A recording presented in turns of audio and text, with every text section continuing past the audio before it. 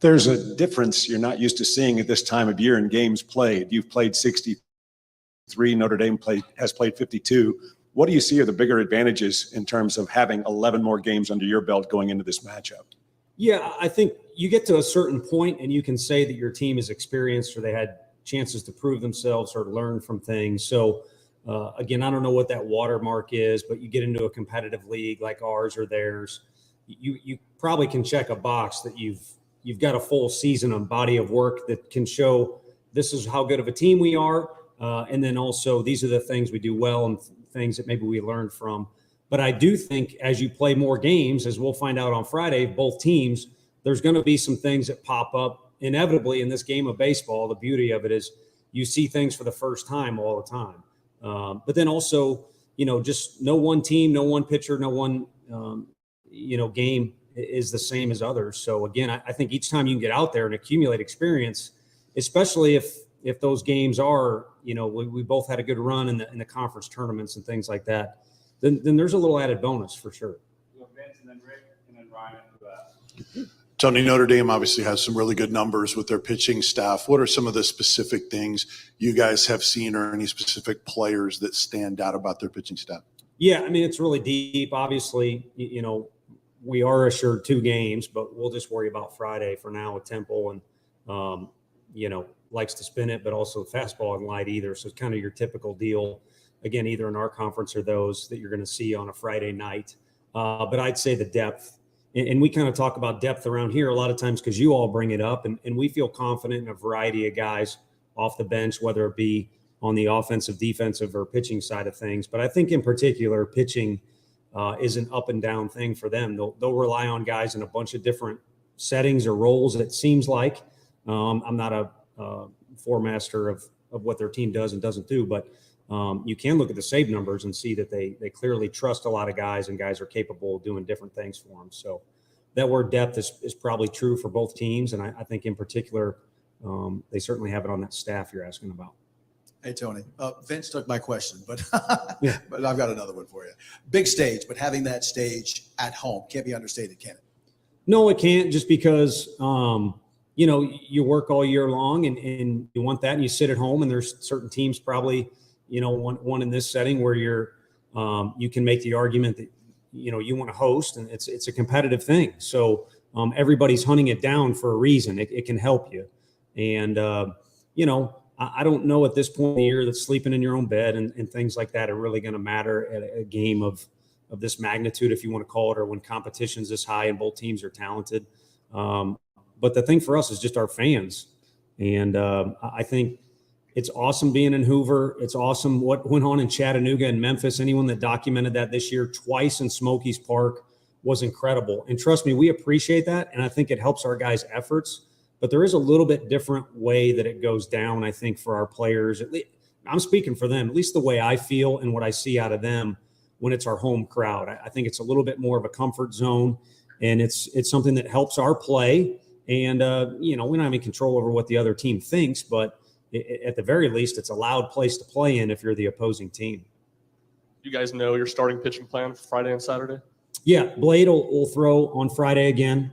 And then Dell will throw on Saturday. And then just like Notre Dame, I think both of us, again, see what reality is. You're assured 2 games. And then if Sunday rolls around, we'll worry about Sunday when it does. But for now, we would just like to attack Friday.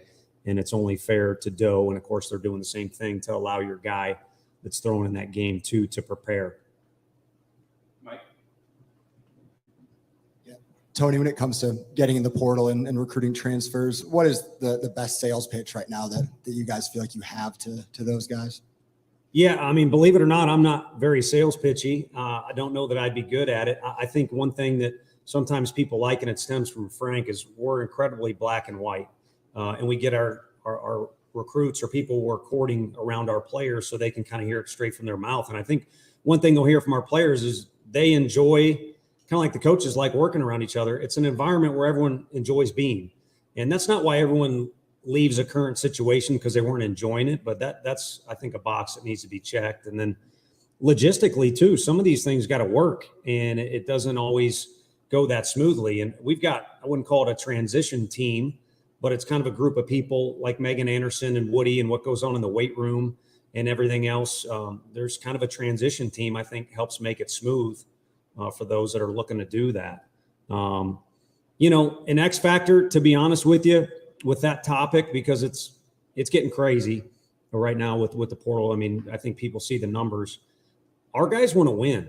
And so I think when we're going after a guy like Doe, there isn't anyone that is disgruntled in that or has other thoughts or feelings. They like competition. They know competition will make them better as an individual. And if they want to win, then they know anyone that can help us win, does just that. So, and then I think at the very least, we can't guarantee guys two things, but they'll get better. I mean, Doe was already pretty good. But if you reflect back on the year he had and things like that, there was certainly no assurance or no one in Vegas betting that he was going to be what he was this year. And I think guys are assured to improve, and all these kids want to play pro ball. So I think we got a unique thing going on with Frank's son and Josh's experience in pro ball and other guys on staff that we want to get them ready to win for the Vols, but we want to get them ready in pro ball. And I think there's, Crochet's done well, and there's other guys too that deal works. And two, I mean, we're going to help them. I mean, Hundley wanted to get into pro ball. I wanted Hundley back, as did all you. But he wanted to play pro ball, and he earned it and deserved it, and we helped him. I don't mind saying that because we truly did. And now he's living out his dream, and he's still cheering on the Vols. So good for him and the other guys. Tony, this team has earned a lot of high praise this season. I think the latest is coming from Notre Dame's coach, where he said that you all were the #1 team in all of college sports this season. What's your reaction to hearing this and maybe trying to stay even keel at this point in the season? Yeah, I think fortunately we're kind of past it. At least I am, and I don't sense from the players differently, but you got to about halfway through the year, somewhere maybe a little bit deeper. And in our league, it's like, okay, does it matter, first of all? And whoever's got it, like, how long are they going to hold on to that hot potato? And there's probably going to be another team in the league that picks it up. It's just the way that it's going to go every year. But fortunately, our guys played well down the stretch. Everyone loves to point out a blip on the radar screen in Kentucky.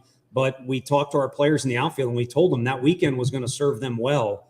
And I feel that it has contributed to the topic we're talking about right now. So we've been able to kind of, stay, at the forefront there. But I think once we talked about hosting and playing in front of your fans, that's really what you want. And then after that, it don't matter. It certainly feels good to play in front of our fans. It's a goal of ours each year. But there's teams too. We've got a young man from Coastal Carolina, Matt Beard, that was the catcher on Coastal Carolina's national championship team. And if you follow that route, it was clearly not conventional. But this is not a conventional tournament. And these aren't conventional or normal teams either at this point. They're all teams that can do great things. So, it doesn't matter. It's like last week, someone asked me walking into the park, do you want to play Campbell or Georgia Tech? And I said, well, would you like to be waterboarded by Aquafina or Dasani? It doesn't matter. They're both gonna be good. And it doesn't matter what the score is. Everybody now knows that from last game. It's going to be hell from pitch one until the last pitch, from the start of the series until the end of the series, not just here, but across the country. So embrace it and certainly enjoy it. And I am thankful that our fans get to see it in person.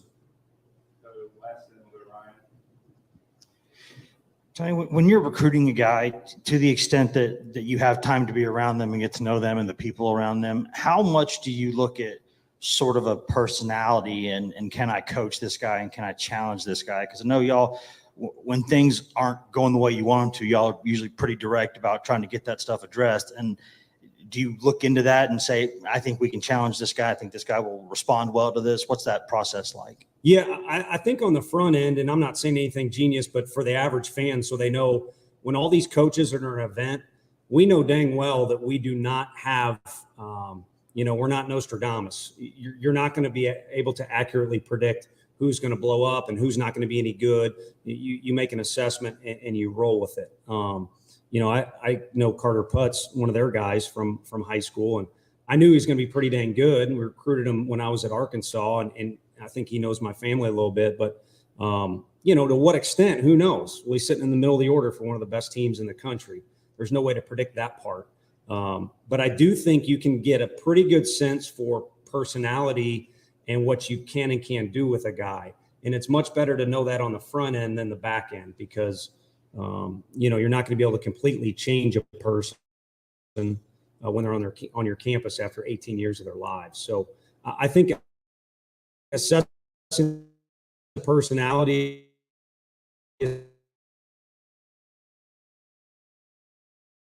ability, what you're getting at, play with a little edge and take some coaching and hear directly from us what they got to get better at, or what they're, short in, and things like that. And I think we handle that the way we recruit on the front end, by starting that process during the recruiting process. So there's no shock when we handle things the way we do in person if they're on campus. Hopefully that was a sloppy answer, but I think there was an answer in there somewhere. Awesome.